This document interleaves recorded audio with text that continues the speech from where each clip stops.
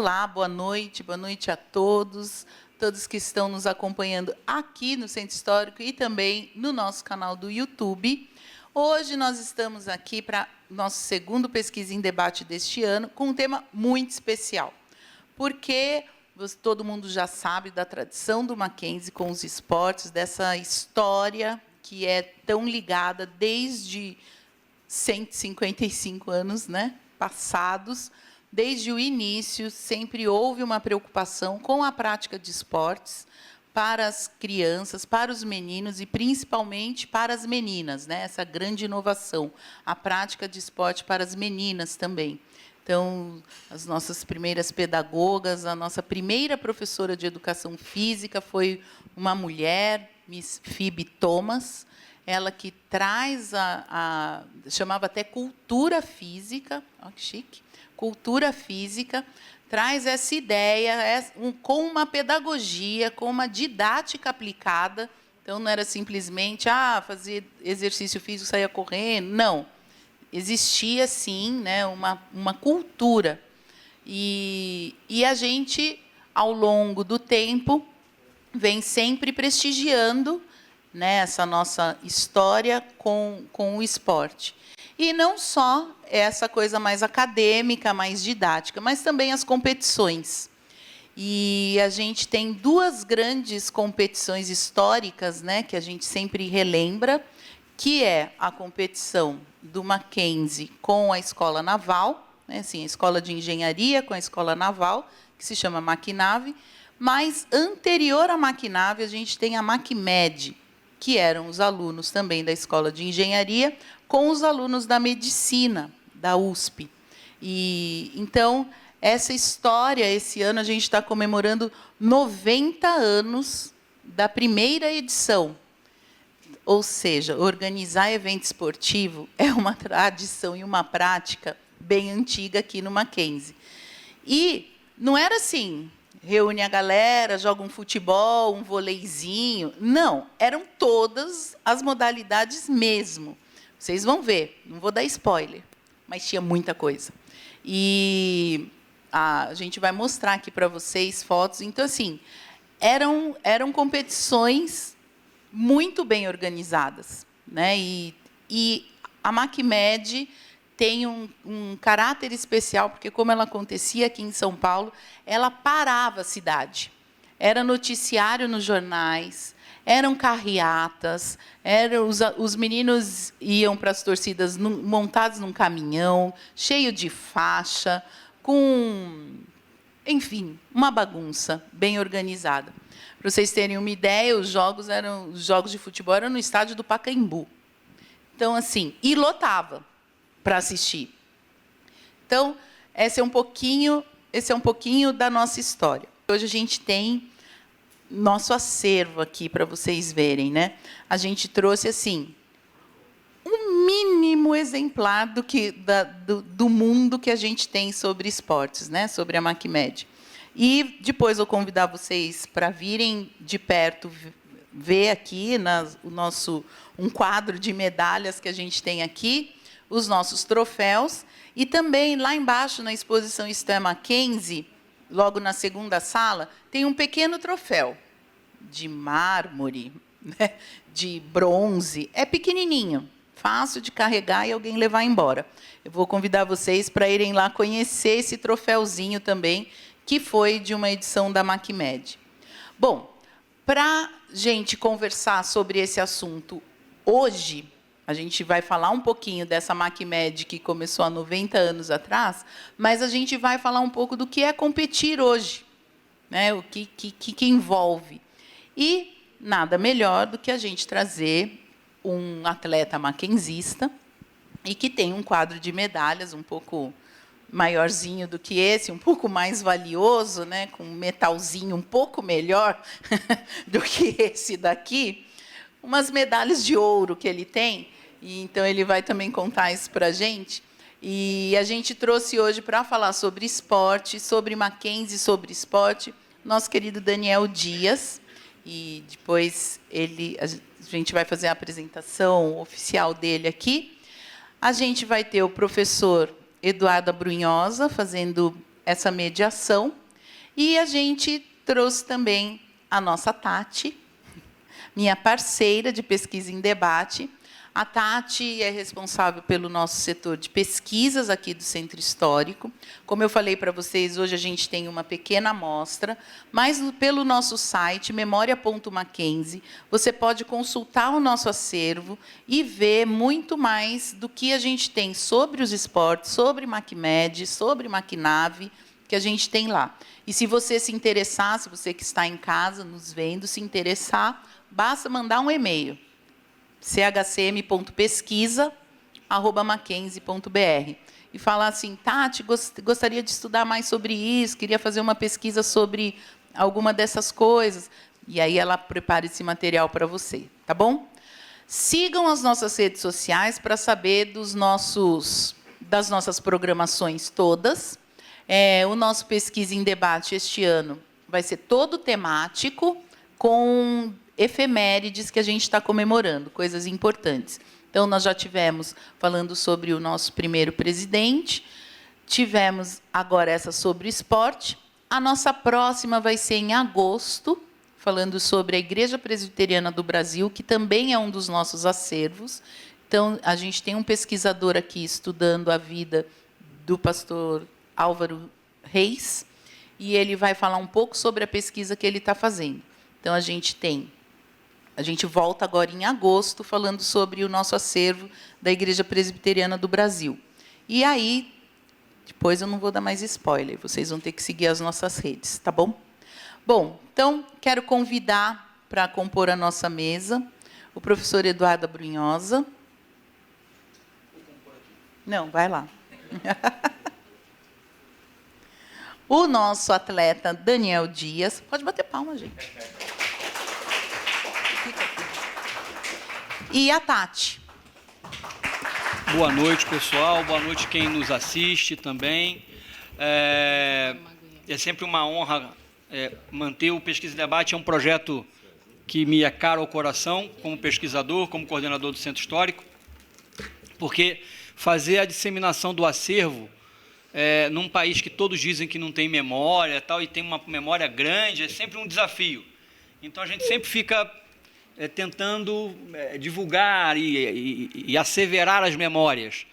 Então, hoje, nós vamos falar sobre um pouco da nossa história aqui do Mackenzie com o esporte, e fica o convite para quem quiser acessar lá o site, como já foi dito, o memoria.mackenzie. Já existem muitas imagens, muitos documentos que tratam sobre essa relação do Mackenzie com o esporte, e que a gente vai conversar um pouco sobre isso. E vamos ter o prazer também de conversar um pouco sobre o esporte com o nosso atleta mais famoso no Brasil e do Mackenzie, porque é mackenzista, tem diploma do Mackenzie, isso é mais importante, não é só o atleta tem diploma, esse é mackenzista mesmo, tem diploma do Mackenzie, o nosso querido Daniel Dias, e falar um pouco sobre a experiência dele nas competições. Claro, ele não participou da MacMed, né? Ele não é tão velho assim, então, né?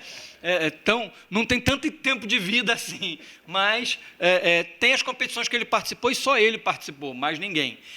Mas nós vamos começar com a Tati, a nossa pesquisadora, responsável pela área nossa de análise de acervo, que vai trazer um pouco das imagens e um pouco do que a gente tem no acervo sobre essa competição em específico, que é o mote inicial da nossa conversa. Boa noite. A gente trouxe esse mote, né? Isso aí lembra a abertura dos Jogos? É um pouco disso. A cidade se mobilizava quando ia ter competição, então tinha tanto os alunos do Mackenzie quanto os alunos da USP faziam, volta um pouco lá. Está em vídeo, está em looping. Está em looping. Que bom que eu gosto do nosso querido Gabriel, o homem das nossas mídias. Ele é importante por isso. Ele pega a gente, dá uma pausa. Isso, pronto. Tinha desfile. Então, assim, um pouco disso mesmo, Daniel. Mobilizava a cidade. E muitos atletas ali. Você já desfilou muito, né? Já desfilei, né? E por isso que eu lembrei, a hora que estava passando, né? Eu lembrei disso aí. Mas antes da boa noite, né, gente? Boa noite, né? Que alegria estar com vocês, que alegria estar aqui com o Mackenzie, poder estar num... Eu acho que é um dia muito especial, sendo bem sincero, assim. relembrar é sempre muito importante, né? Como você falou, né? Fala-se memória curta do brasileiro, né? Fala-se de não valorizarmos, e o Mackenzie vem mostrar o quanto valoriza isso. De fato, se um dia quem está nos acompanhando aí puder vir até aqui e ver, né, as medalhas, eu estava olhando e mudou bastante, viu? As medalhas mudou bastante, mas já era uma grande conquista, né, que tinha-se para o esporte. Eu entrei no site, visitei o site e vi ali, né, assim, grandes marcas que se faziam nessa competição. E aí me lembrou justamente, né, os desfiles que se tem das delegações, né, quando a gente vai para jogos pan-americanos. Você foi porta-bandeira em uma das competições. E aí que eu ia falar, né? Eu tive o privilégio de 2012 ser o porta-bandeira, né? E aquilo foi uma emoção muito grande para mim. Mas eu não quero interromper muito, não. Depois eu falo mais. Como a competição acontecia no Pacaembu, as pessoas iam para o Pacaembu e iam para os ginásios, onde acontecia às vezes também lá na própria cidade universitária, com algumas competições, para competir. E aí isso ia acirrando, né? Como qualquer torcida que se preza, né? Eram duas bandeiras se enfrentando. E eram competições, assim, hoje já não é tão comum isso, competições universitárias serem noticiadas no jornal, mas era comum naquela época. Se você fizer uma pesquisa no estado de São Paulo, por exemplo, você vai ver jornais de 1930, 1940, noticiando quando vai acontecer as competições, o resultado das competições, né, de cada uma das modalidades, com cada um dos atletas participantes. Então, era algo que realmente mobilizava a cidade. Essa foto aí já é no centro da cidade. Sim. Tem até mascote, né? Tem mascote. Tem mascote e a faixa ali, não dá para ver o nome da rádio, vai estar ali. A emissora dos esportes apoia a Macmed. A imprensa local também tinha toda uma mobilização naquele momento. Essa foto é de 1938. Essa é de 38. A gente não tem precisamente, é de um álbum que está entre 38 e 44, então a gente não pode precisar, mas é entre 38 e 44. Então, o que a gente tem, além de fotos, tem muitos convites da época. Depois de todas essas competições, acontecia um grande baile com pessoas bem trajadas, com smoking, as meninas com seus melhores vestidos, e isso era a grande apoteose, né, de todas essas competições, né?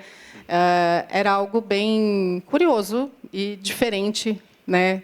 Mas eu acho que era um pouco da época. Sim, também, né? Mas a Olimpíada também, segundo consta, depois das competições tem muita festa, né? Fazendo a semelhança, eu acho que é tudo isso mesmo, né? Então, se tem a competição e tudo, e depois tem a festa, onde se vai celebrar, né? Então, claro que nem todos conseguem celebrar, porque é alto rendimento, é competição, né, gente? Então, tem gente que foi ali, não saiu o resultado que esperava, mas é um momento de confraternização também dos atletas, né? De estarem se encontrando, porque a gente fica muito focado na modalidade, né? Então, ficava na natação e, de repente, você faz uma... inclusive, hoje, essa celebração ela já é feita no encerramento, né? O encerramento dos Jogos, onde a gente tem ali... vai passar a bandeira para onde vai acontecer a próxima Olimpíada, a próxima Paralimpíada. Então, fica um grande momento. A gente, claro que não vai bem trajado desse jeito, a gente vai com... mas, ao mesmo tempo, vai bem trajado também com que a gente vai com o uniforme da seleção, né? Claro, né? Mas assim, tem um dado aí, assim. Por mais que o atleta ele não vença a competição dele, ou não chegue à final, enfim, claro, só de estar ali entre aqueles já é uma conquista, porque não é qualquer um que faz índice olímpico. Não, sem dúvida, né? É um grande momento para o atleta estar ali. Eu sempre falo muito de... Se a gente pegar em números...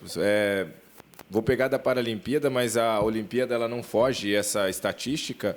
Hoje estima-se mais de 1 bilhão de pessoas com deficiência no mundo.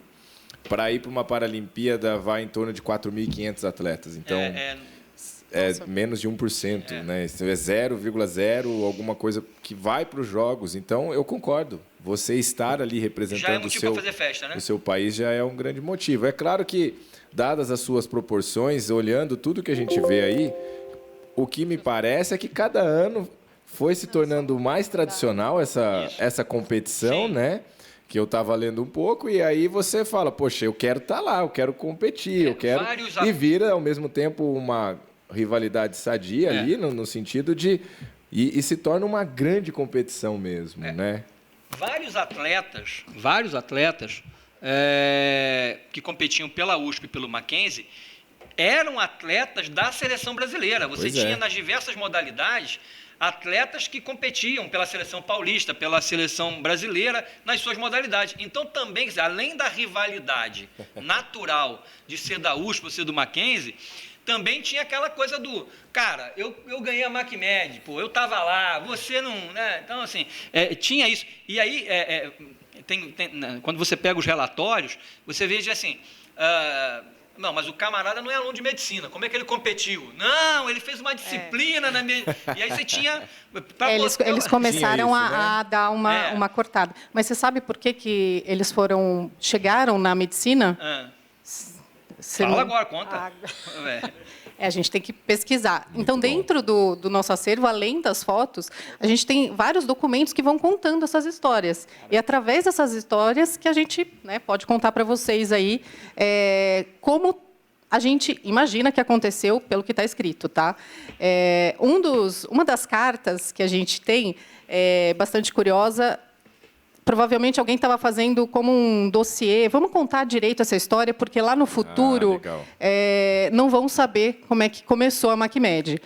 O que se conta é o seguinte, já existiam várias competições do Mackenzie com outras universidades, outras faculdades, e o Mackenzie sempre ganhava.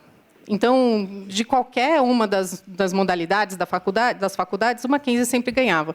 Eles começaram a buscar uma faculdade que estivesse, né, à altura dos atletas do Mackenzie. E aí foram fazendo testes, foram Oswaldo Cruz, foram ali com outra faculdade, e aí chegaram na medicina. Falaram, bom, eu acho que o pessoal da medicina está à altura dos atletas do Mackenzie, e aí vamos começar a competir. E aí eles começaram a montar, né, com a atlética daqui do Mackenzie e a atlética lá da medicina, começaram a montar e a esquematizar isso em 1934 para formar a MacMed. Então, realmente, eles buscaram a medicina para ser um competidor à altura do Mackenzie. Então, já vê que lá em 1930 existia Tem essa coisa como atleta de, não, eu quero competir com aquele camarada lá, é aquele lá que eu quero vencer.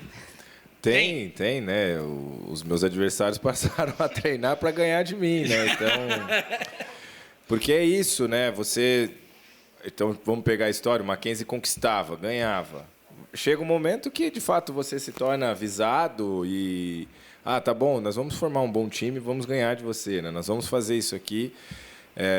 E na minha história foi acontecendo, né? Eu entro no esporte, começo a ter as conquistas, o esporte paralímpico está se desenvolvendo, crescendo mundialmente, e aí você vê que, de repente, eu continuo nadando, que eu sempre nadei muitas provas, eu continuo nadando muitas provas, e os meus adversários, eles já focam, falam, vou nadar borboleta.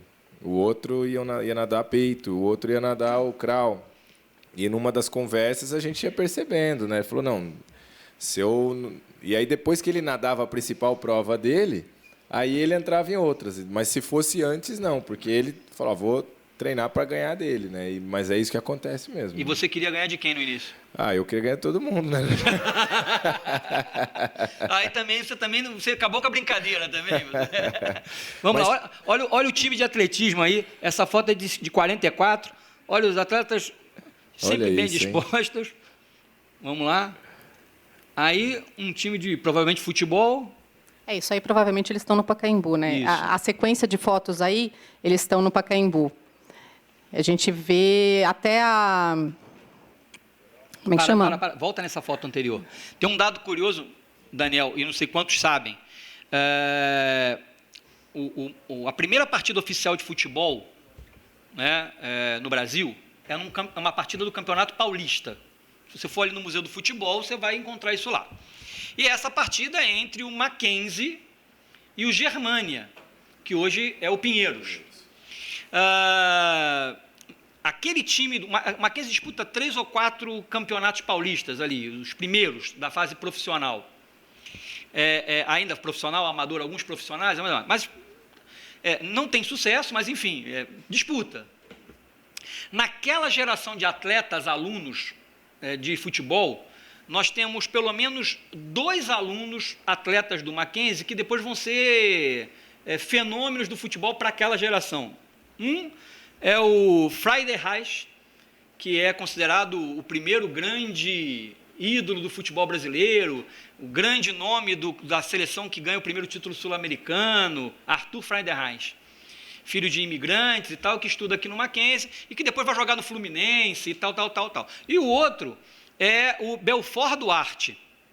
Belfort Duarte forma-se em engenharia, recebe um convite para jogar profissionalmente, sai do Mackenzie e vai para o Rio de Janeiro jogar no América Futebol Clube. E chega lá, o América Futebol Clube, como vários times do Rio de Janeiro, tem o seu uniforme preto e branco. O Vasco era preto e branco, o São Cristóvão era preto e branco, o Botafogo era preto e branco. E ele resolve, falou assim, não dá, para todo mundo jogando de preto e branco, não dá, vamos fazer um uniforme que seja diferente para o América. E aí ele, então, pega, a foto é preto e branca, não dá para ele. E ele faz o seguinte, o América agora vai ter calção branco e camisa vermelha. O círculo branco, e ao invés de ter o M, vai ter AFC, América Football Club.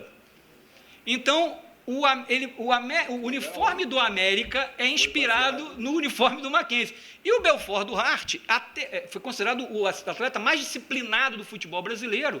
Até hoje, tem um prêmio na CBF, que se o jogador passar o Campeonato Brasileiro todo, sem tomar nenhum cartão amarelo... Não ganharam esse prêmio, né? Bom, lá no Vasco ninguém ganha, meu tio. Ninguém ganha. No Bragantino alguém ganha? Não, também não ganharam ainda não. Ganha o título, o prêmio legal, Belfort Duarte. Então, até nisso também a gente tem essas relações aí. Eu agora ver essa foto é curiosa por isso. Tati, você, vamos lá. O Eduardo. Não, pode falar. Imagina que eu vou travar o chefe agora.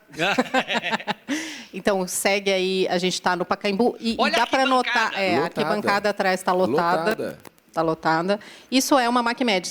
São fotos. Então, dentro do acervo, a gente tem esses álbuns que contam, olha, eram competições, como é que eu, Anderson e toda a equipe sabemos que era uma MacMed? Porque está escrito ali, né? Porque senão não estávamos ali. Sim. E não poderíamos saber.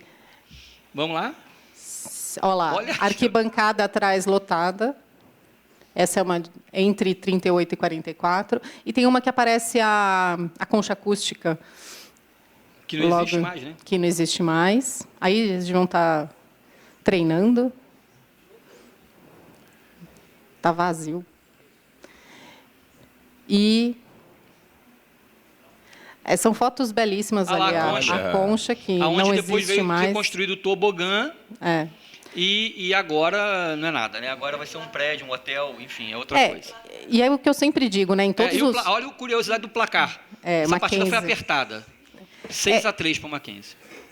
E o que eu sempre digo em todos os pesquisas em debate que eu participo aqui é que, realmente, o acervo do Mackenzie, ele conta a história do Mackenzie, mas também conta muito a história da cidade, porque temos esses registros que possivelmente não tem em outros locais, né? Tem, lógico, em acervos, mas a gente tem um olhar peculiar para determinados aspectos aí da cidade que vale apenas ser pesquisado. Eu ia falar se tem outro, porque só tá futebol, né? Agora elas estão um pouco... De natação tem poucos. Eu ia perguntar, poucas fotos. Nós vamos chegar na natação, pode rodar eu vou sair aí. daqui. Mas tem poucas fotos. Eu acredito que...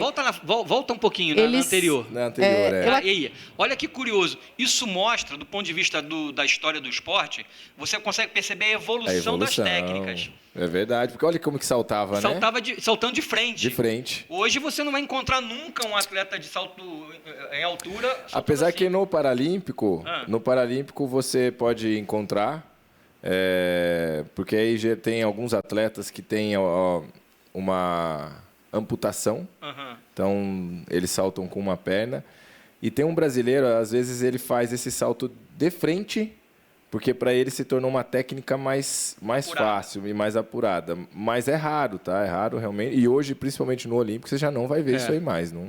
Vamos lá? Então, o Eduardo já deu uma dica. O pessoal de educação física tem um objeto aí de pesquisa para dar uma olhada aqui no nosso acervo. 1,55 m, aquele outro é 1,60 m. Nisso também mostra a evolução que teve. Hoje, né? 1,55 m qualquer criança pula. Verdade. Salta, né? Pula não, né? Salta. Eu pulo. Vamos organizar. Eu pulo. Eu não salto nada. Salta. Não, as fotos são... Ele está flutuando. O fotógrafo era bem... São fotos belíssimas. E aí já mudou um pouquinho, ele fala um pouquinho que é um recorde, né? Recorde de salto em extensão. Eu não faço ideia, gente, eu não sou dos esportes. É bom, hein? É bom. 6,68 para a época é muito bom. 1,70. Essa eu não sei de onde eles estão localizados. 44, classificou-se em terceiro lugar. Quer dizer, alguém saltou mais. Sim. E aí a gente tem... Estádio parece... Esse estádio, que entre 38 e 44, parece ser ali no Parque Antártico. Mas se você olhar isso, vamos ser bem sinceros, não parece ser uma competição universitária, né? Porque você olha a arquibancada, as pessoas acompanhando... Era um evento...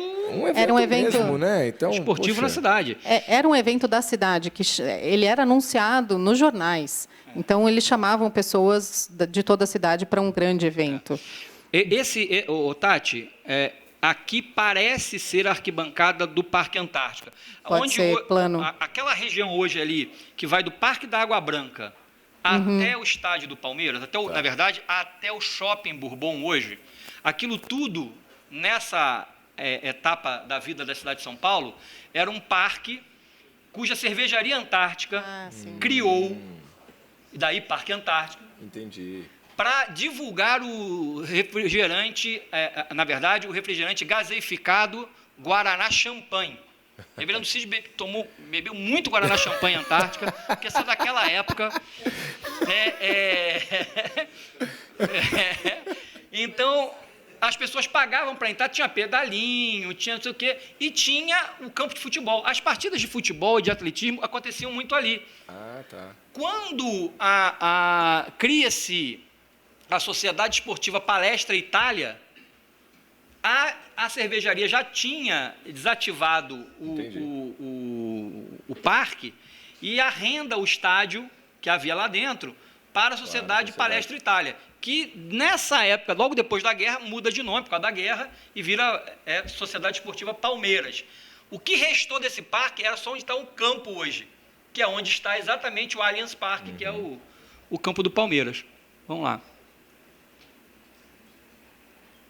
Acho que até pela arquitetura até parece. Isso aí parece um revezamento. Parece um revezamento, isso era na cidade, né? Era no meio da cidade. Vamos.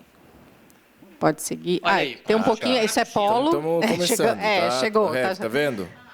Eu acredito, você sabe, Daniel, quando eu tive... Me convidaram para falar, eu sou nadador. Não estou entendendo nada disso aqui. Daniel, quando eu tive levantando esse acervo, né, das fotografias, eu localizei poucas fotos de natação e eu atribuí, não sei se está certo, talvez pela dificuldade deles conseguirem, das técnicas, de conseguir uma boa foto de natação. Eu não sei. Não, mas sem dúvida, né? A gente pensar, os próprios nados foram evoluindo muito. Não, nesse período você não tem nenhum grande... Não, você tem também. Maria Lenk, isso, mas João isso. Avelange, que era nadador e era do polo. Não, técnicas, eu não estou falando dos nadadores, eu estou falando da fotografia. A gente está falando de atleta. Tinha o perigo também de se molhar, né? Tem que pensar que essa eu não sei, coisa... eu acho que eles não sei, não davam valor. E se você olhar, a foto ela não é tão boa, né? Assim como você olha as outras modalidades. Então, realmente, pode ser que seja isso, né? Mas você vê Ele uma tá de tradição do polo longe. também, né? O polo é uma pena hoje. O que hoje não é, a gente nem tem, É. a gente nem consegue ter uma É bem equipe difícil, né? competitiva. Ó, essa é a única foto que a gente tem assim de pessoas nadando, né? Eles estão chegando. Mas a chegada e foi ele tá apertado. é bonita. Apertado, Não, hein? é uma foto bonita. Ele conseguiu tirar uma foto de cima, né? De algum local. De Eu não algum sei local, onde é que ele verdade. estava. E tem outras, tem fotos que eu não coloquei Não, aqui. volta ali que eu quero fazer uma pergunta para o Daniel. Ô, Daniel, olha essa piscina, olha a raia onde está amarrado lá de fora, presa, né, ancorado lá de fora. Nem aparece onde ela está amarrada. Não, isso evoluiu muito também, né? Sem dúvida, né? A gente olhando, e você falou nomes importantes do nosso esporte aquático, que foram importantes para o país e para o mundo. Maria Lenk, ela realmente revoluciona, né? A natação, tem hoje até o troféu Maria Lenk. E aí você começa a olhar isso aí hoje, sendo bem sincero, como um papo de nadador aqui. Isso. O quanto essa piscina fazia onda. Você pegava marola, que se chama, gente, porque a raia hoje, até a própria raia, que é essa cordinha que a gente está vendo, ela tem algo especial hoje que não permite que a minha raia faça alguma coisa na raia do meu adversário, porque isso pode ser que afete, né, a performance dele. Mas aí não tinha essa e outra. Pode ver que nem óculos eles usavam, gente. Então, assim, era raiz mesmo. Né? Aí é dureza, hein? E imagina-se o perigo de você realmente bater a cabeça ou alguma coisa poder acontecer, porque sem óculos é difícil de enxergar. E continua sendo difícil. Não é que naquela época eles enxergavam e hoje a gente não enxerga, não, e também né? você percebe o seguinte, tudo bem, a foto, ela, por mais que tenha sido bem Sim. tirada, assim, mas olha só, você não enxerga o fundo da piscina. Não. Então, assim, isso tudo, o nadador tem a expressão, né? Passei o dia contando azulejo, né?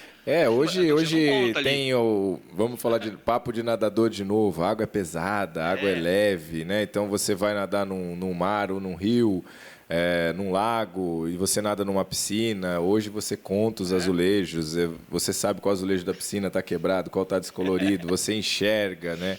Então, toda essa evolução do esporte, claro, nós estamos especificamente falando da natação aqui, mas se você pegar todos os outros esportes, tanto que evoluiu, né?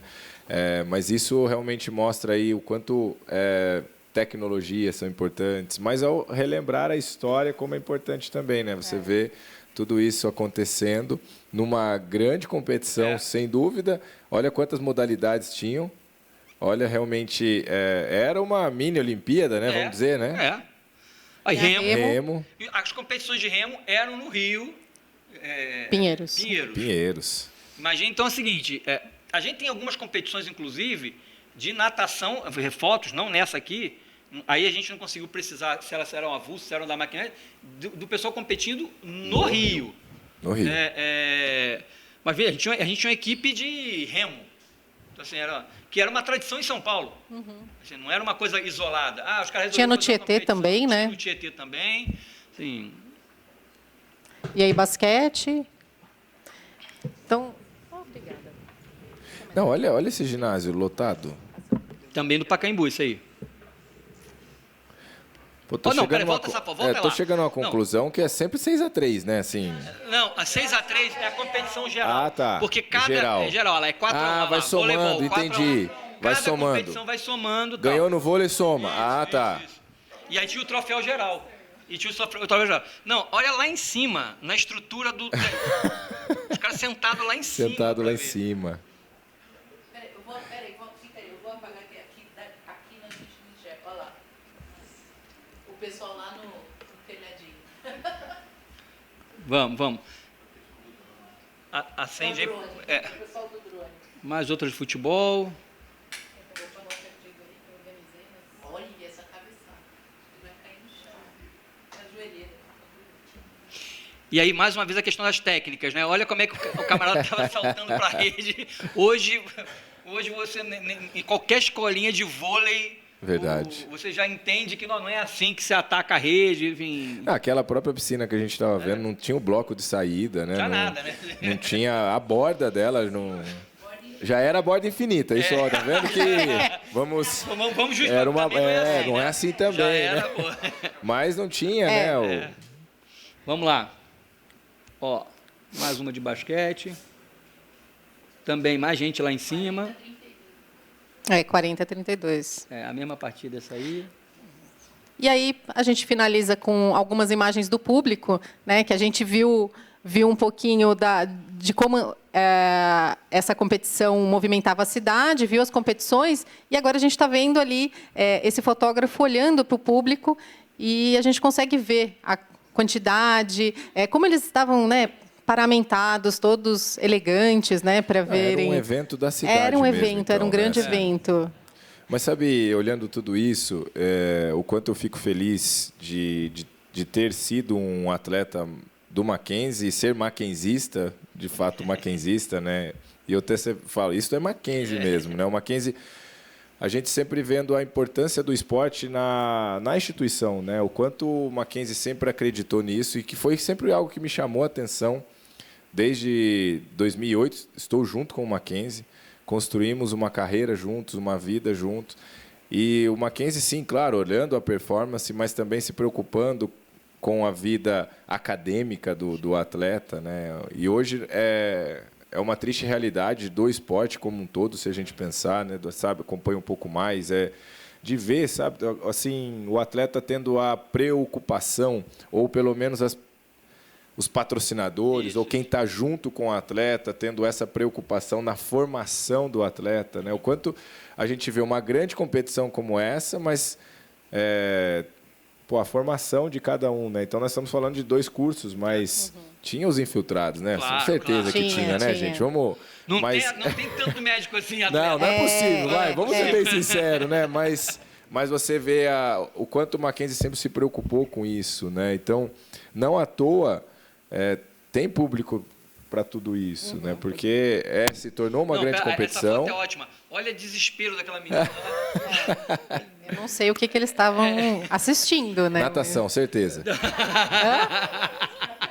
Natação. Vai bater a cabeça. Não, as fotos são maravilhosas. Torcida com o uniforme do Mackenzie. Com uniforme, Isso que você está falando, Daniel, é curioso, porque também, assim, por outro lado, é triste quando a gente pensa no cenário do esporte hoje, porque essas grandes competições, sejam elas do esporte de formação, sejam elas universitárias ou escolares, que acabam, na verdade, servindo para descobrir talentos e lançando para a alta performance os atletas que virão a nos representar em competições oficiais, hoje a gente quase não tem. Os intercolegiais, tal, isso a gente quase não tem.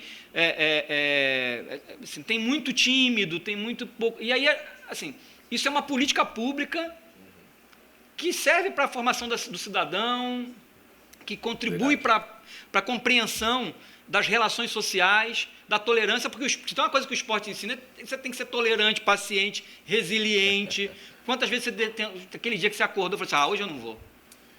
O esporte tem essa grande capacidade, né, de ensinar, e eu falo isso até para os meus filhos hoje, né? Vai fazer esporte, vai competir, porque vai aprender, né? Vai aprender. A gente não ganha sempre.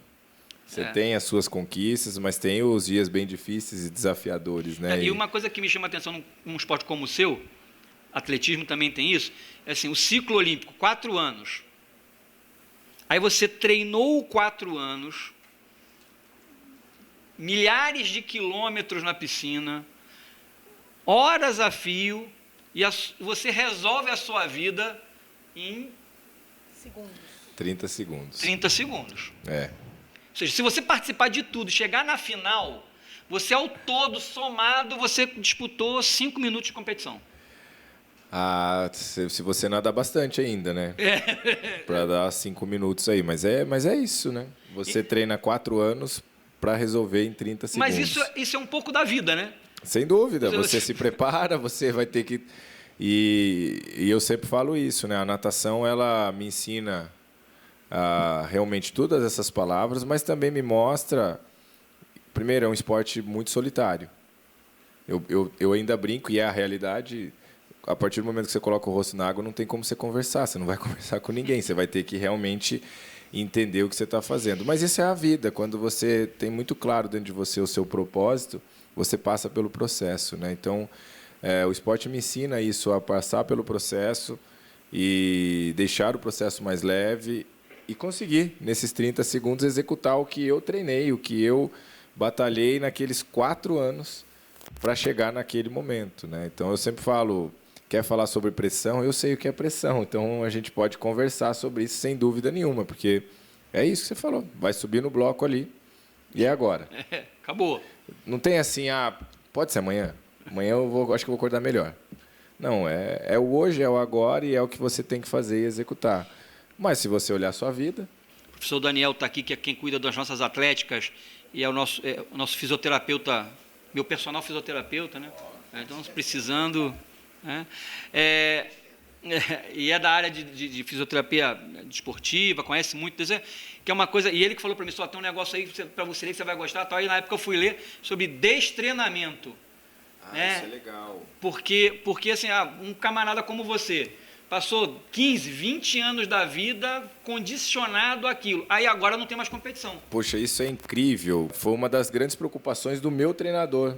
Quando eu falei, eu não vou falar aposentar, porque parece que a gente é velho. Falar que eu me retirei do alto rendimento. Pode ser, né? Então, quando eu decidi me retirar do alto rendimento, eu conversei com o meu treinador, com toda a minha equipe, e o meu treinador falou, olha, não se fala, mas tem um estudo, e eu li esse estudo, sobre o destreino. Porque a minha carreira durou 17 anos. Então, são 17 anos levando o corpo ao limite, né? E estressando e tudo. E agora, do nada, você vai simplesmente parar de fazer. Essa é a ideia do atleta quando ele decide se aposentar. Eu não vou fazer mais, eu não quero nem saber. Eu fiz mais 1 ano de destreino. Depois que eu nadei minha última prova competitiva, eu fiz mais 1 ano.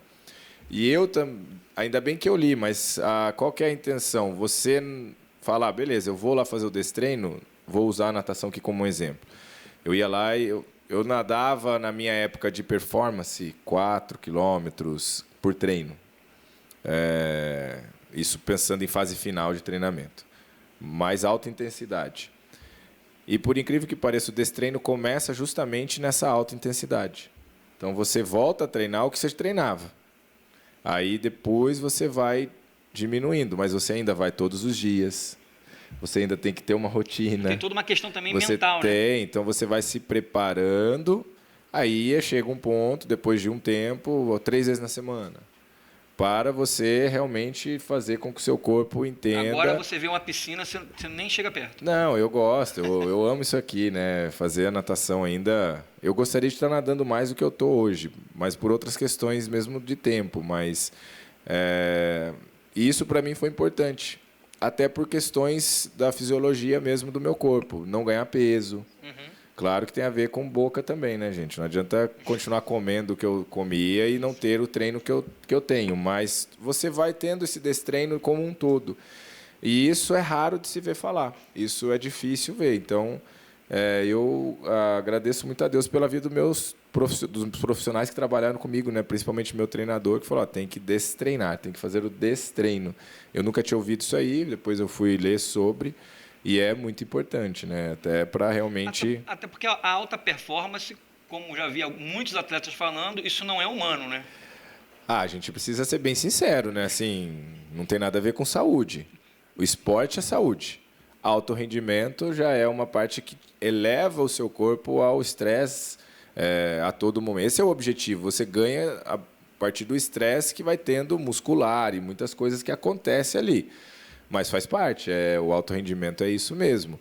Agora, claro que todo o avanço que teve, não só em fotos que a gente está vendo, não só de piscina que falamos, a medicina ela avança, a fisioterapia avança, tecnologias são agregadas no esporte, que o atleta passa a ter uma vida mais saudável em todos os sentidos. Então, está com risco de lesão, segura o treino, faz isso aqui... Vamos fazer dessa maneira. Então, tudo isso, já no final da minha carreira, eu pego uma boa parte disso, que realmente você olha que no início a gente não tinha. quando fala, você treinava 4 anos para nadar 30 segundos, é verdade. Só que nós nadávamos muito volume antigamente. Eu cheguei a nadar 15 quilômetros, né, por dia. Então, você nada muito volume. E... Eu já cansei só de ouvir isso aí, eu já estou cansado. E aí, quando eu falei acho que a vida toda eu não nadei 15 quilômetros. Quando você fala no final, eu tinha treino que dava 2,8 km, 3 km.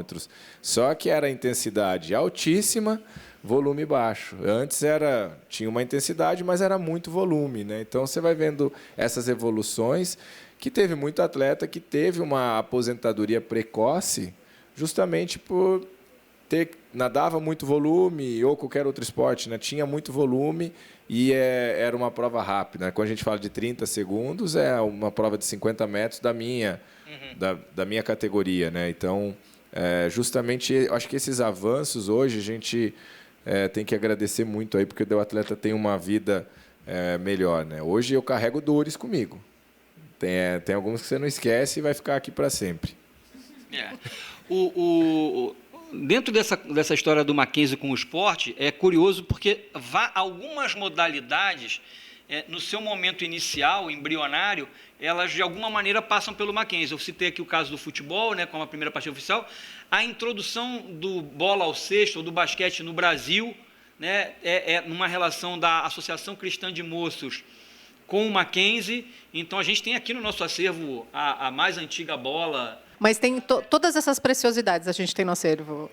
O pessoal da NBB, de vez em quando, vem para precisamos fazer uma gravação, empresta a bola aí e tal.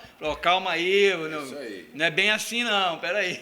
O Anderson dá uma travada, né? Aqui no campo, nós temos um dos nossos monumentos aqui no campo, é um monumento, uma placa de bronze, em homenagem a diversos atletas, alunos, que foram da Seleção Brasileira de Basquete. A Mauri, dessa última grande geração do basquete brasileiro, o Oscar, e o parceiro dele, como é que é o...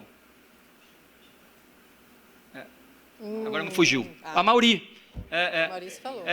E da turma lá, campeão mundial, em Roma, tal, tem a placa ali, são quase 50 nomes. Mas você sabe que isso é incrível, que eu ia em eventos... E até hoje eu vou em eventos e estou com alguma roupa do Mackenzie.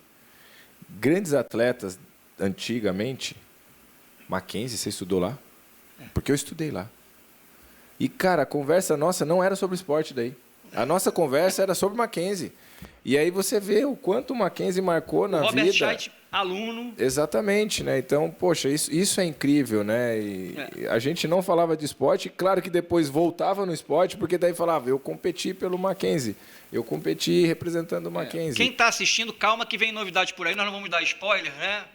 Calma. Calma. Não vamos dar... Mas, assim, deixa eu fazer a curiosidade, que eu sei que todo mundo... Aquela curiosidade de ser fã. Qual foi a Olimpíada mais difícil de competir? Pequim, Londres, Rio? É difícil responder aqui. São 4 Paralimpíadas que eu disputei, né? E ela se torna uma Paralimpíada muito especial, mas ao mesmo tempo é desafiador. Paralimpíada do Rio, né? Você competir em casa é algo incrível. É algo que eu jamais vou esquecer.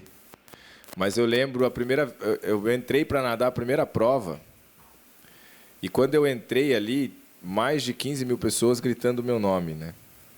Então, quando eu olho aquela torcida ali, assim, imagino, né? E aí a piscina do Rio, ela ficou parecendo um estádio de futebol. Não sei se vocês lembram, mas sim. Pela primeira vez na história, a arquibancada dava a volta toda na piscina. E aquilo virou um caldeirão assim mesmo, né? E ali, quando eu entro, me dá um susto, assim. Eu dou uma paralisada, continuo, e aí eu falo, né? A única parte do meu corpo que não tremia era a perna direita, né? Eu não tenho ela, né? Mas o resto tremia, assim, tudo ali, e eu falava, que incrível isso, né? Então, eu senti um pouco ali, mas depois eu respirei, nadei, conquistei a medalha de ouro na primeira prova, mas foi um grande desafio ali, aquele momento, assim, né? Ela não é que ela se torna mais difícil, mas as pessoas tinham ido ali por uma grande expectativa, né? Claro, todo mundo queria ver. Todo mundo queria o ver, Daniel né? campeão. E era engraçado que chegavam para mim, olha, eu vim aqui para te ver nadar. Até aí era legal, né? Pouca pressão, né? Ah, mas eu vim aqui para te ver nadar. Eu não fui para a Olimpíada, mas eu vim para a Paralimpíada. Falei, poxa, que incrível, obrigado. Aí ela continuava a frase, né? Mas é porque eu vim aqui porque eu sei que você não vai decepcionar. Você vai ganhar a medalha de ouro. Facilitou a vida. Então, assim, e no final das contas é isso, né? E aí já tem a sua expectativa, mas foi um momento Você também... já nadou pai no Rio? Já era pai? Quando você nadou no Rio? Já tinha 2 filhos naquela época, o Azaf e o Daniel.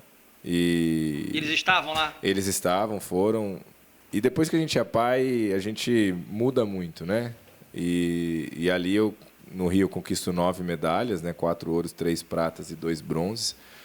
E nas minhas 7 provas individuais eu conquistei medalha e as 7 vezes eu chorei. Porque daí eu olhava para os meus filhos, aí era uma emoção muito grande para mim. Aí a gente fica um pouco mais sensível, né? Como pai, você começa a... E tinha a ideia de que ali estava encerrando a tua história paralímpica? Ali naquele momento você já tinha essa... Você já vai para essa Olimpíada com isso na cabeça? Pode. A gente vai abrir o papo para quem está aqui, o microfone vai começar a rodar. Sim.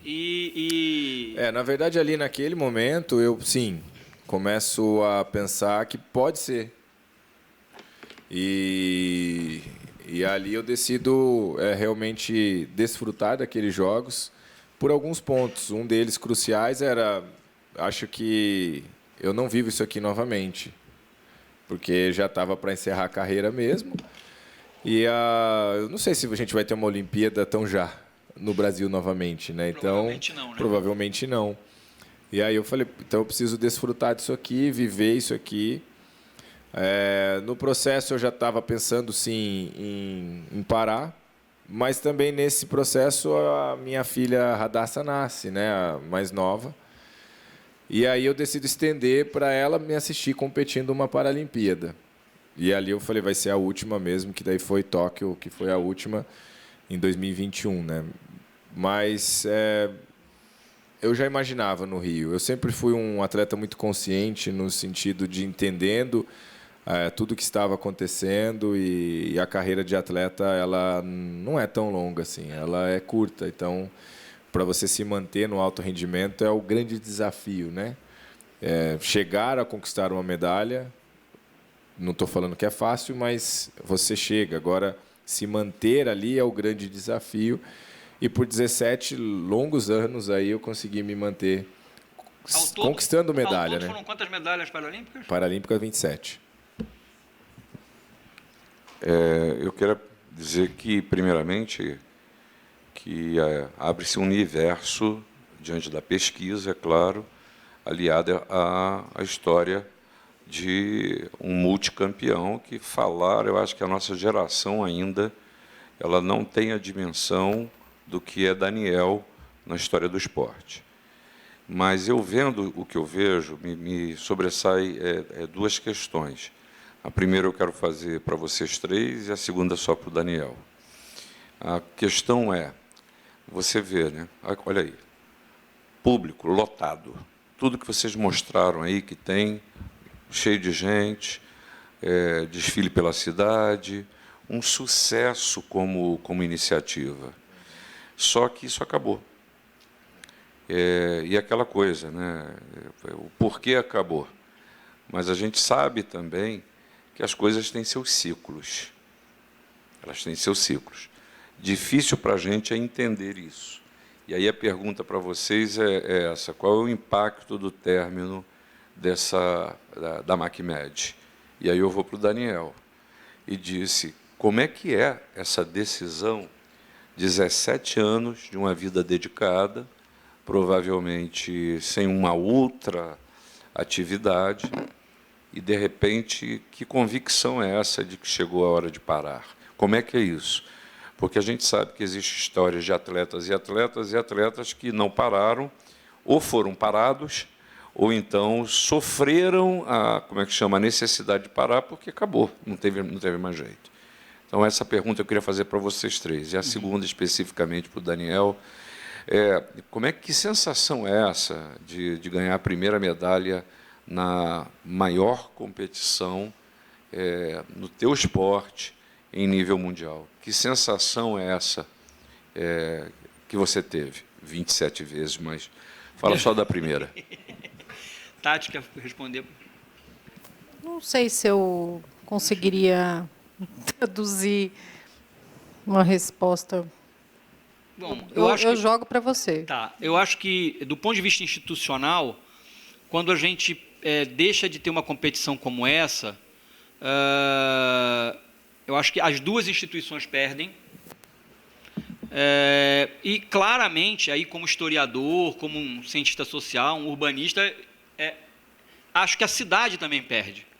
Porque, de alguma maneira, há uma mobilização social de atores, de pessoas, eventualmente até que não são nem do Mackenzie, nem da USP, mas que estavam ali envolvidas com aquilo. Mas também, se a gente entender que o esporte ele é uma resultante, uma tradução, uma leitura da sociedade como um todo, a gente começa a entender também que havia toda uma dinâmica de preparação que não estava circunscrita apenas à MacMed. Você tinha, naquele momento, um momento de reconstrução do Brasil, estamos falando ali, governo Vargas, um momento de reconstrução do Brasil, de construção da identidade nacional, seja em diversas modalidades. A ideia de você construir um Brasil próspero, de uma juventude, o Brasil é o país do futuro, passa pelo esporte, não tem jeito. Então, havia uma mobilização ali. Acho que, nesse momento também, a gente perde a perspectiva nesse sentido. E aí, a partir daí, nós brasileiros temos, na minha opinião, uma particularidade, pode ser tratado até como um defeito. Agora tem um rapaz, eu vi até o resenha outro dia do ESPN, né, que é um brasileiro cuja mãe é brasileira, o pai é norueguês, ele já era campeão mundial de esqui, e agora passou pela Noruega, e agora passou a competir pelo Brasil. A quantidade de brasileiro que agora entende de esqui é uma coisa impressionante. Por quê? Porque eu tenho um campeão, amigo. Nós vivemos em função dos campeões. Então, ter o Daniel, como antes do Daniel tinha também o Clodoaldo, você tem o impulsionamento do esporte paralímpico no Brasil, a visibilidade e a mobilização das pessoas em torno do Daniel é inegável. Então, quando nós institucionalmente, para não fugir e encerrar, também abrimos mão, porque a MacMed termina por quê? A gente não falou isso, né? Então, vamos lá. Estamos celebrando a primeira, 90 anos. A competição foi se acirrando, a rivalidade foi se acirrando, a cidade se mobilizando, as questões de outra natureza da rivalidade entre as duas instituições, alunos das duas instituições, não entre as instituições, mas entre os alunos das duas instituições, foi se aprofundando e, ao final de cada competição, tinha uma grande guerra na cidade. E aí o poder público diz o seguinte, acabou, está proibida. A MacMed é proibida. Então, uma coisa que começa como uma grande mobilização social, ela termina como uma proibição policial. Mas eu acho que isso... E olha que agora eu vou entrar na pergunta que nem era para mim aqui. Não, mas, pode entrar e já emenda na sua. Já vou emendar. Eu acho que isso acontece, e aí tem um problema cultural. Não pela briga aqui, mas tem um problema cultural de quando a pergunta vem ali, talvez não entenda o Daniel Dias, né, o que ele é, e talvez eu também não entendia quando as coisas estavam acontecendo e conquistando medalha. Hoje eu tenho uma noção de tudo que eu conquistei e que, infelizmente, como o Brasil não é valorizado mesmo, mas eu acho que é isso, era uma competição, olha o que se movia, o que se movimentava, mas quem estava ali talvez não sentia a grandiosidade que isso era. E acho que isso acontece até hoje na nossa sociedade, né? Assim, e aí depois, não estou falando que eu vou morrer, mas depois que morre, você vai ter uma piscina, vai ter piscina com seu nome, vai ter uma rua com seu nome. Olha o que ele fez, conquistou 100 medalhas e a gente tinha que tentar ir mudando essa cultura, né? Mas também tem o lado dos especialistas. Nós temos muitos especialistas. O futebol, então, que se diga, né? Todo mundo é técnico, todo mundo sabe fazer isso aqui, sabe fazer aquilo. Mas, para mim, acho que um ponto crucial é justamente essa que nós podemos ensinar as crianças hoje, né? A valorizarem os seus ícones, os exemplos, as inspirações que temos. E não estou falando só no esporte. Eu estou falando de grandes líderes que vão se surgindo de todas as áreas da nossa vida, seja um professor. Eu estava num evento ontem e foi muito legal, fui falar com crianças. E as crianças, sonhos e tudo. E aí eu perguntei, me fala os sonhos. Aí vinha uma. Claro que essa puxou sardinha, né? Quero ser nadador. Falei, legal. Advogado. Policial. E nós estávamos num ambiente escolar. Nenhuma falou que queria ser professora. Então, eu também acho que isso é uma grande questão que nós estamos, todo mundo fala, carentes de bons exemplos. Mas tem o problema cultural da gente realmente não valorizar esses exemplos quando temos. Sim. Né? E depois que passa, foi um grande professor. Nossa, que grande professora. Eu, com grande carinho, e pude falar isso para ele já, eu lembro com uma grande recordação do meu primeiro professor de educação física, José Wagner. Esse cara foi um psicólogo, foi um treinador, foi um professor, foi um amigo. Me introduziu na educação física na escola, quando eu estava sofrendo preconceito, né? Então, assim, eu pude valorizar ele, mas isso é uma coisa que a gente não faz, às vezes. Então, talvez também acabou, e os alunos foram tendo essa... Se eles tivessem a consciência de, cara, se a gente fizer isso, a gente vai acabar com isso aqui, né? Talvez a gente teria ainda. Mas também a vida é de ciclos. Claro. E aí já emendo a resposta aqui, também não quero prolongar, vou falar só por mais meia hora. Mas a vida é ciclos. E como é difícil você tomar essas decisões. Porque foi o que eu fiz na minha vida. Foi o que eu fiz, 17 anos. Não quer dizer que eu não sabia fazer outra coisa, mas eu fiz aquilo, me dediquei àquilo. Podia ter sido baterista de uma grande banda de rock. Podia ter sido baterista, mas eu acho que eu nado melhor. Então, mas eu me dediquei àquilo.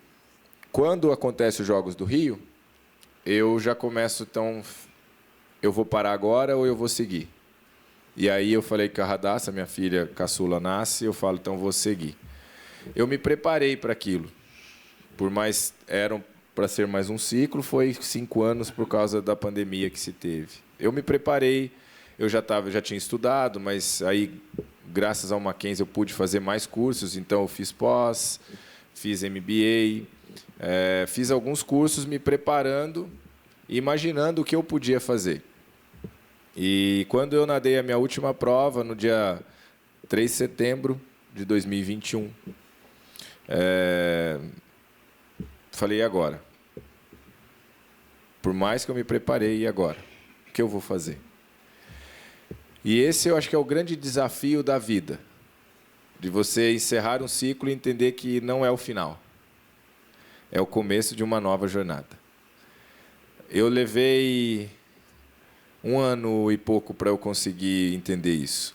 E olha que eu me preparei para parar, para não fazer mais aquilo e fazer outras coisas. E aqui também, publicamente, agradeço o Mackenzie por continuar comigo, me dar esse suporte quando eu precisei.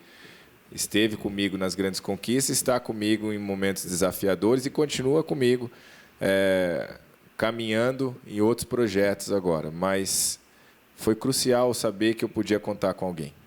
Alguém aqui, uma instituição como o Mackenzie, que realmente acredita em tudo isso, mas é muito além de tudo isso. E para mim foi importante isso, porque esse ano o atleta ele se sente abandonado, ele se sente sozinho. O que eu vou fazer, como vai ser, mesmo eu me preparando. E aqui eu deixo um alerta, né, para professores, treinadores, educadores, com os seus atletas. Saber o final, talvez alguns são aposentados, não querem se aposentar porque acontece. E agora? O que ele vai fazer, né? Então, imagina se se prepara já e quando não se prepara, qual o desafio? ter a primeira conquista, a primeira medalha, como foi a sensação, né? Para chegar na 27 tem que ter a primeira. Não quer dizer que as 27 não são importantes, mas a primeira ela foi fundamental e foi numa data muito especial. Pequim, 2008, 7 de setembro de 2008, às 20 horas. Eu entro na piscina, conquisto a medalha de ouro com recorde mundial e é a minha primeira medalha de ouro. E é a primeira medalha de ouro do Brasil nos Jogos Paralímpicos de Pequim. E ali eu não tinha noção do que eu estava começando a conquistar e do que era aquela conquista. Até ligar para casa, depois da conquista, e meus pais falam, você está passando em tudo quanto é jornal. Aí você começa a entender a grande conquista que foi ali. Né? E ali a gente já estava como Mackenzie junto. Então, isso para mim é muito especial, né? Ter da primeira à 27ª junto. E continuamos juntos. Você tem noção, claro que você tem noção, mas você lembra qual a quantidade de medalhas que você ganhou ao longo da sua carreira profissional? Não tenho. Assim, eu sei de grandes competições. Então, se eu somar... Mundiais. Mundial são 40, 31 de ouro. Parapan são 6 campeonatos mundiais, são 4 jogos Parapan americanos. São 33 provas, 33 medalhas e as 33 de ouro. Eu nunca perdi uma prova, né, em Jogos Pan-Americanos e as Paralimpíadas. Isso deve ser um recorde. Isso só por si já deve ser um recorde. Sim, sim. E Paralimpíadas são 27. Então, das 3 grandes competições da minha vida, são 100 medalhas, das 100, 78 são de ouro. E aí, quando eu falo da valorização, né, uma grande conquista, são 100 medalhas. Né? Mas se eu somar brasileiro, se eu somar campeonatos regionais, se eu somar campeonatos paulistas, se eu começar a contar as competições, aí dão muitas medalhas. E aí tinha competição que eu ia, conquistava uma medalha, e aí vinha um atleta jovem que estava começando e falava, pô, sou fã, cara, me inspiro em você, eu dava a medalha. Falava, pega para você aqui para te ajudar aqui e tudo, e, poxa, você não tem ideia da felicidade dessa criança. O Daniel tá me dando uma medalha, né? Então tem muita medalha que eu não tenho em casa, mas eu sei que está bem guardada também. E, de alguma maneira, quando eu encerrei a carreira lá em 2021, quase 90% da seleção ali tinha me visto nadar e estava lá porque me viu nadando, né? Então tem um legado aí. Isso é um grande legado, né? Isso é incrível poder ter feito parte da história do movimento paralímpico. E para encerrar aqui, porque se vocês deixarem eu falo mesmo, eu dei uma entrevista para você falou do Museu do Futebol. Eu sempre cobrei o pessoal de ter um museu do movimento paralímpico. Tanto é que eu fui estudar um pouco da história eu descobri que o Pelé foi um cara importante no movimento paralímpico brasileiro. Bom, então conta essa pra gente aí, porque... O Pelé, ele foi ministro, não sei se vocês lembram, né? Sim. Quando o Pelé foi ministro, ele lutou para que o paradesporto pudesse entrar, assim como o esporte convencional olímpico era no Ministério. Então, ele se reúne com o presidente, que não tinha ainda deixando bem claro também, não tinha Comitê Paralímpico Brasileiro, mas tinha um movimento para se ter. E ali começa, junto com o Pelé, uma história do movimento paralímpico brasileiro, o Comitê Paralímpico Brasileiro. E o Pelé ele acaba sendo embaixador do movimento paralímpico brasileiro, porque ele acreditava naquilo.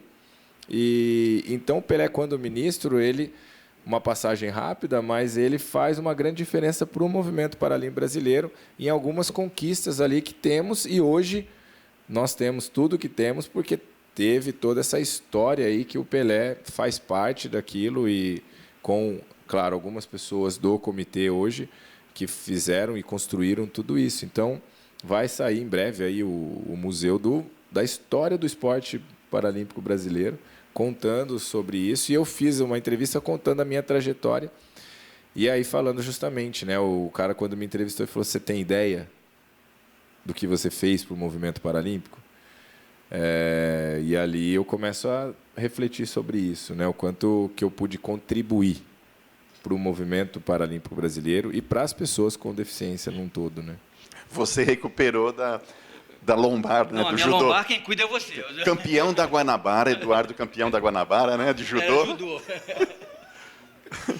Daniel, parabéns. Mais uma vez, uma alegria te encontrar. Queria que você contasse 2 passagens da sua vida. Você falou um pouquinho do começo, né, da importância do professor de educação física.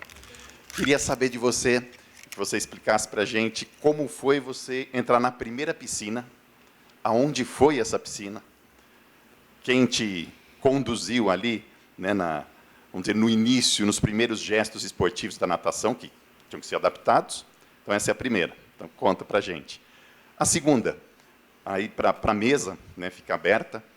No Mackenzie, nós temos 18 modalidades esportivas dentro das seleções. 18 modalidades diferentes. Atletas de alto nível, nível olímpico, e atletas estudantes que vêm aqui, treinam e vão para casa. O que vocês recomendam para a gente continuar incentivando o esporte, estimulando mantendo esse legado do Mackenzie, pioneiro no esporte no Brasil, e continuar como uma universidade de destaque também nesse âmbito? Obrigado. Bom, eu comecei, minhas primeiras braçadas foi aqui em São Paulo. Eu não morava em São Paulo, mas eu também não conhecia esporte paralímpico, não sabia que existia esporte paralímpico. Com 16 anos eu conheço. Venho para São Paulo, eu conheço uma associação, ADD, é uma associação que trabalha com pessoas com deficiência. E o forte da ADD era o basquete, mas ela tinha um projeto pequeno de natação. E eu cheguei para conhecer o esporte paralímpico e conhecer essa associação, e eu falei, eu quero ser jogador de futebol. Eu jogo muito bem futebol, imaginam. E aí eu falei, eu quero ser jogador de futebol. A pessoa que me viu ali, me atendeu nessa associação, falou, olha, futebol no Paralímpico é o futebol de cegos ou futebol de 7, que é para paralisado cerebral. Eu tenho má formação congênita, né? Essa é a minha deficiência. Então, eu não me encaixo nessa... Porque o movimento paralímpico tem disso. Você tem que buscar algo também que seja de acordo com a sua deficiência, né? Então... E aí, o forte deles era o basquete, mas, gente, eu não tenho altura, né? Eu tenho 1,70 m, como que eu vou jogar basquete? Né? E o basquete no Paralímpico é cadeira de rodas ainda. E aí ela falou, olha, a gente tem um pequeno projeto aqui de natação. O que você acha de natação? Eu falei, não, eu quero fazer. Ela falou, você sabe nadar? Eu falei, não. Ela falou, esse é um detalhe da modalidade, né? Não está facilitando, não ela mais ou menos ela falou isso, né? Ela olhou e falou, mas você quer, né? E aí eu fui nadar. Mas eu realmente não sabia nadar, não sabia nem que tinha 4 estilos, né? Hoje, é claro que eu sei o que são os 4 estilos, mas naquela época eu não tinha nem ideia do que era borboleta, costas, peito, crawl, não sabia o que era isso.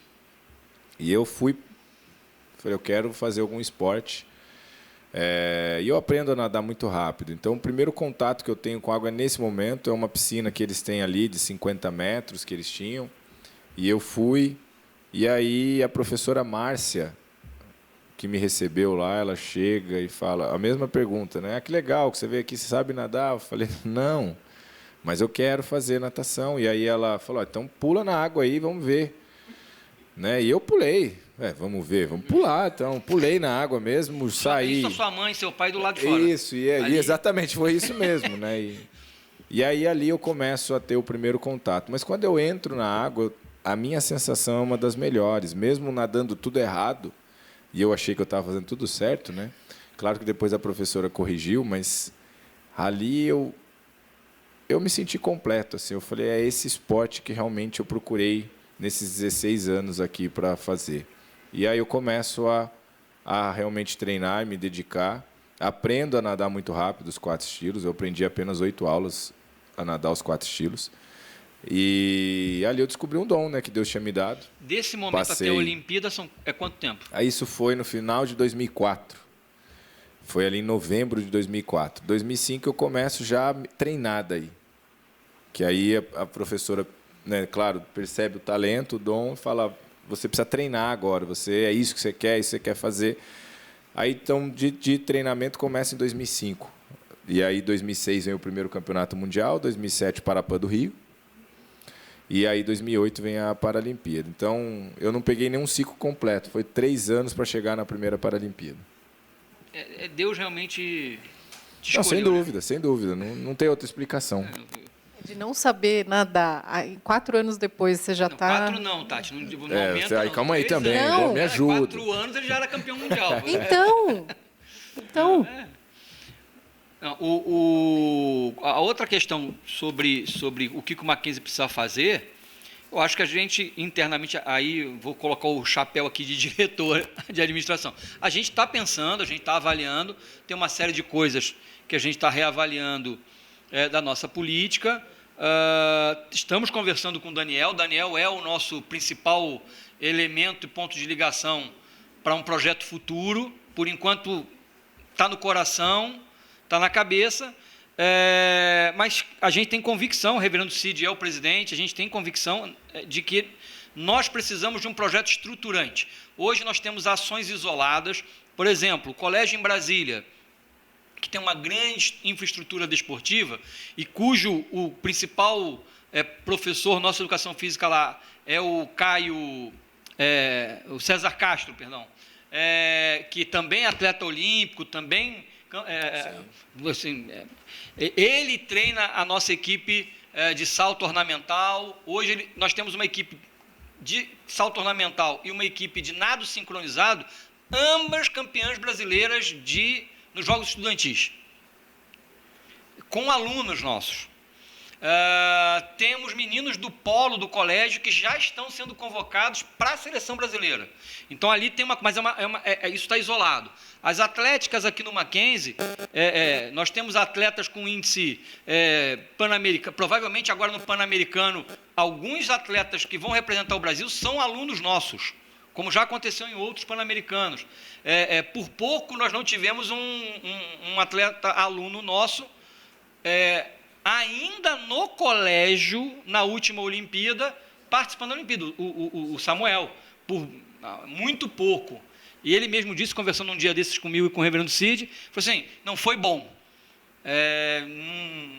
Eu não sei como é que ia ser. Então, assim, ele entende que... Agora, provavelmente, se ele mantiver os índices que ele tem, aí o Daniel pode falar melhor do que eu, mas se ele mantiver os índices que ele tem, para esse ciclo, para a próxima Olimpíada em Los Angeles, é muito provável que hoje o Samuel é uma realidade, é atleta nosso, do Mackenzie e do Pinheiros. Então, mas isso é tudo isolado. A gente precisa realmente ter uma política mais estruturante. E a gente está conversando sobre isso. Daqui a pouco aparece coisa. Tem a menina da esgrima também. Tem a menina na esgrima, é uma tradição nossa. É uma tradição aqui do Mackenzie. E ela está indo muito bem nas competições. Eu sei porque a gente também aqui tem um podcast que eu apresento aqui no Mackenzie, e a gente entrevistou ela. E aí eu fui conhecer, pesquisar. Então, ela também é uma realidade já que Los Angeles pode acontecer. Né? Então, acho que assim, o Mackenzie está muito mais fácil de fazer acontecer. E agora a gente realmente... tem que ter uma política... Isso. Nós temos 2 atletas olímpicos na casa, com experiência suficiente... Não, 2 atletas que já passaram pelas Olimpíadas, que já viveram e que estão conosco e vão nos ajudar. Tanto o César quanto o Daniel. Esse projeto está sendo pensado e discutido com o Daniel. Como é que vai ser? Calma, que a gente daqui a pouco chega aí. Mais alguma pergunta? Daniel, muito bom te ouvir sempre, né? Olimpíada, Paralimpíada é algo inesquecível. Deus me deu esse privilégio de estar em 2, né? Como fisioterapeuta. E eu conversei isso com você um dia, o quanto foi emocionante encontrar pessoas que eu via de longe e sonhava em ver competindo. E aí a minha pergunta para você deve ter tido grandes atletas no quais você se espelhava. Encontrar esses atletas numa Vila Olímpica ou competir contra eles, como que era essa emoção? Algo te motivava mais para superar algo deles, né? Alguma coisa na técnica que você sabia aonde ali ele tinha aquela pegada que você ia ganhar dele em algum momento, mas qual era a sua maior referência chegando naquela competição, daquele nível, né, que é algo tão inesquecível na vida de qualquer um. A gente fala muito do atleta, mas a gente não imagina um profissional quando ele chega lá, né? Então, fala isso para a gente. As Olimpíadas e Paralimpíadas é um momento incrível mesmo, né? Porque é onde reúne não só a modalidade que você faz, mas todas as modalidades estão ali. Os melhores atletas do mundo estão ali, de cada modalidade, de cada país. E eu sempre deixei muito claro que uma das grandes referências que eu tinha era o Clodoaldo. A gente falou aqui dele, né? Clodoaldo foi, em 2004, o responsável por eu conhecer o esporte paralímpico, e aí sim eu vim a conhecer essa associação e começar a praticar a natação. E eu sempre fui um cara muito competitivo, sempre fui uma pessoa competitiva. Tanto é que eu tive que aprender a lidar com tudo isso em outros âmbitos da minha vida e ser competitivo só no esporte. E, então, desde o início, eu queria ganhar do Clodoaldo. Por mais que ele era uma referência para mim, eu queria ganhar dele. E eu observava e falava, ele... Mas vocês estavam na mesma... A gente, no início, não. Depois, a gente se tornou da mesma categoria, né, da mesma classe. E eu observava, né? E eu falava, ele é o último a sair da piscina, então eu vou ficar até... E aí era uma disputa. A diferença de idade de vocês é grande? Acho que o Clodoaldo deve estar com uns 40 e poucos anos, eu vou fazer 37. Então deve ser uns 5, 7 anos ali. Tu era o garoto mesmo enfrentando o cara lá. Era, né? E ele era a sensação do momento, né? E aí, como o Clodoaldo, quando eu conheci o esporte, achei que eu ia cair na categoria dele, eu falei isso, quero ganhar do Clodoaldo. Mas aí o Clodoaldo não era da minha classe, eu tive que mirar outro cara, né? Então, assim, aí eu comecei a ir em competições internacionais e tinha o Sebastian Rodrigues. Sebastian Rodrigues era o recordista mundial dos 50 livres, 100 livres, 200 livres. E era o cara da minha classe. Espanhol. Falei, eu tenho que ganhar dele, então. E aí a gente competiu o primeiro campeonato mundial e eu acabei ganhando dele já. E esse cara, nesse campeonato mundial, ele vira um grande amigo, mas também somos adversários ali. E ele me fala, olha, em 2008, isso foi em 2006 que eu ganhei dele. Ele foi em Pequim, você pode esperar que eu vou ganhar de você. Olhei para ele, eu era menino, e o Sebastian, ele estava com quase 50 anos nesse momento. Só que ele era muito forte. Eu era um filé de grilo, viu, gente? Eu comecei competindo, eu pesava 47 quilos. Depois eu fui ganhando massa magra, fui ficando um pouquinho mais forte, né?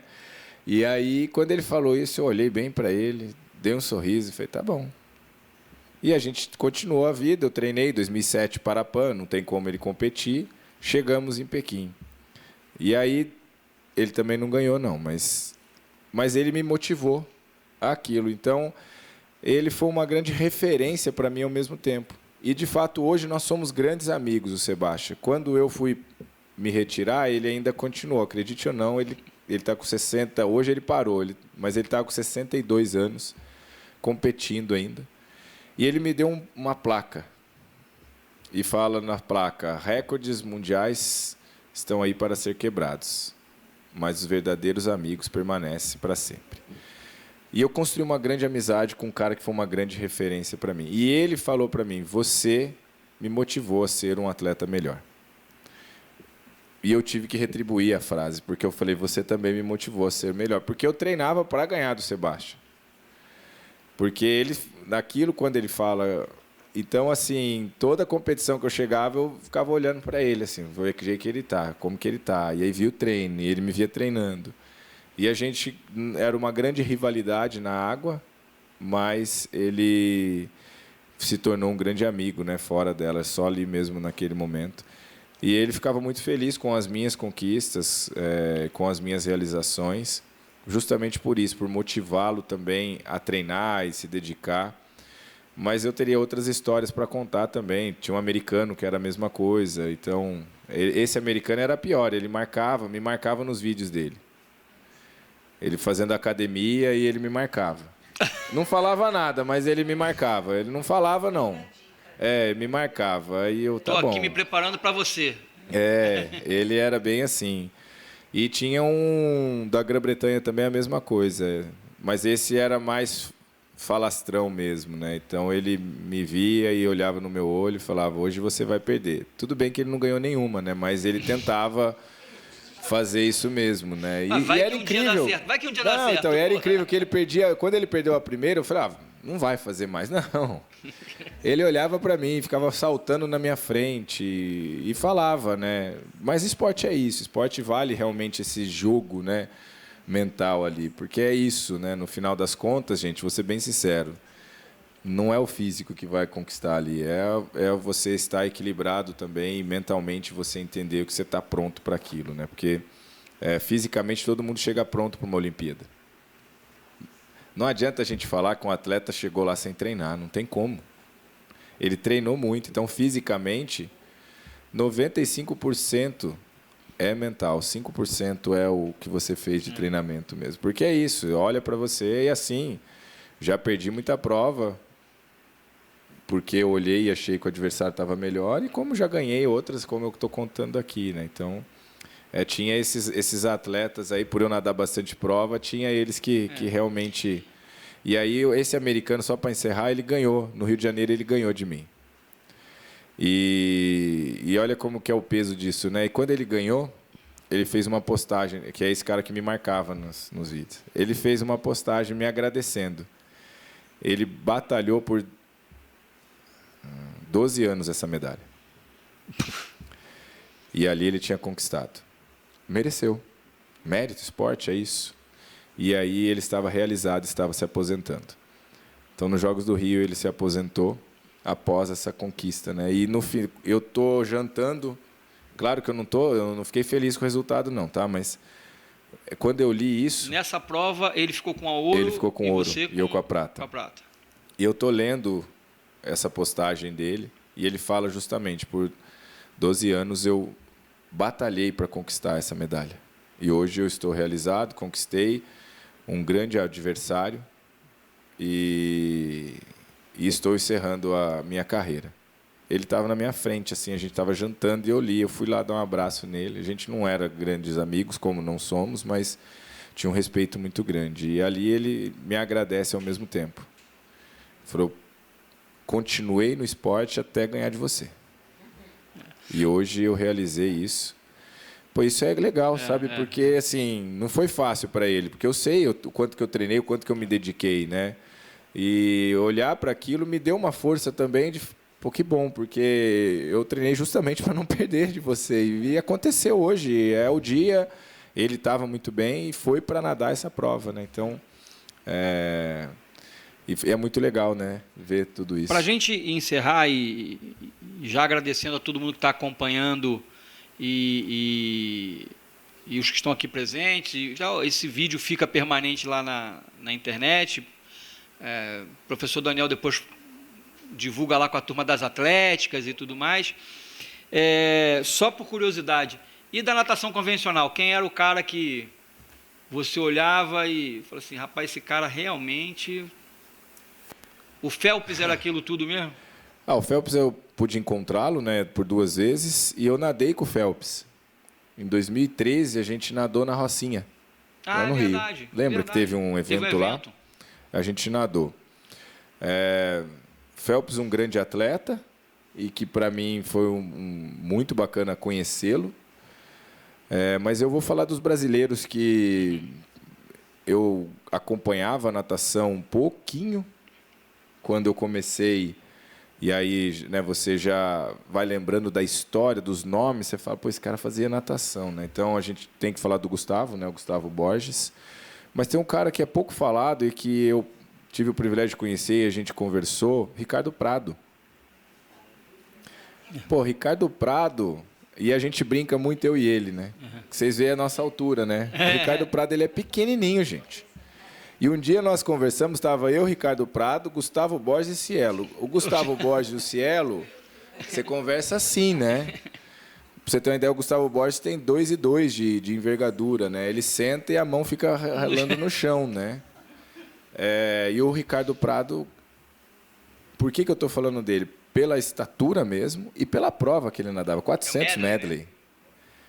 400 metros você precisa de altura, poxa, porque... Então, é muito talento, né, que ele tinha, e ele tem uma grande conquista, né, medalha. Num momento em que o Brasil não tinha tradição.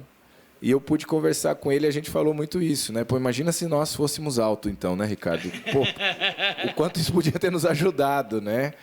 Mas você vê o talento, né? O talento que o brasileiro tem, o talento que nós temos. Então, foi bem bacana, assim, citando a natação, né? O Ricardo...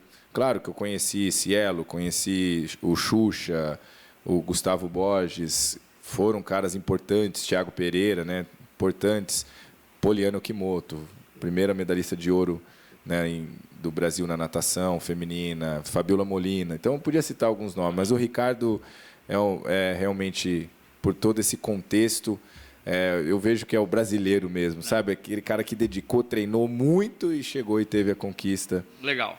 Quando o esporte precisava, né? Legal. Bom, gente, a gente podia continuar aqui conversando e falando sobre isso a noite toda, mas a gente tem que terminar. Mas, como o professor Eduardo disse, vai ficar para a gente ver e rever várias vezes. Eu fui para a natação por causa de Ricardo Prado. Assisti. E devo confessar aqui que chorei com você, com as suas medalhas, e era daquelas que ficava na TV segurando os adversários. Não, vai! A torcida. Eu fiz torcida. E, Daniel, um prazer receber você. Quando eu e a Tati, a gente estava definindo os temas, a gente falou, quem que a gente chama? Falei, vamos chamar o Daniel. Eu falei, mas e aí, como a gente vai fazer, né, o link? Eu falei, não, vai dar. Vai dar bom. E deu muito bom. Muito obrigada pela sua participação aqui com a gente, professor Eduardo também. E eu gostaria de convidar o reverendo Cid para te entregar um certificado de estar participando aqui. E também... Vamos lá para baixo. E também uns brindes, que aqui ninguém sai de mãos vazias. Uns brindes e...